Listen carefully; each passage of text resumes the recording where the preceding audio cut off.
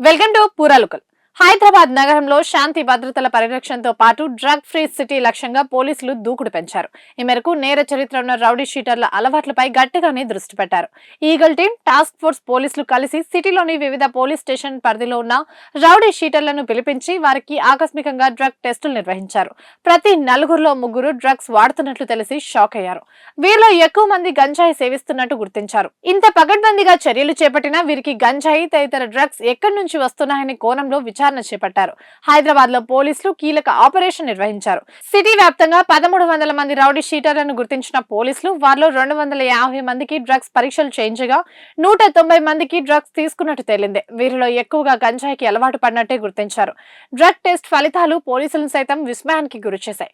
పరీక్షలు చేయించిన ప్రతి నలుగురిలో ముగ్గురు డ్రగ్స్ వాడుతున్నట్లు నిర్ధారణ అయ్యింది. వీరంతా ప్రధానంగా గంజాయికి బానిసలయ్యారని, ఆ క్షణాల్లోనే గొడవలు, దాడులు, ఇతర అసాంఘిక కార్యక్రమాలకు పాల్పడుతున్నారని పోలీసులు నిర్ధారించారు. కేవలం వినియోగదారులను పట్టుకోవడమే కాకుండా ఈ గంజాయి నెట్వర్క్ మూలాలను గుర్తించి నిర్మూలించడమే ఈ ఆపరేషన్ ప్రధాన ఉద్దేశంగా పోలీసులు చెబుతున్నారు.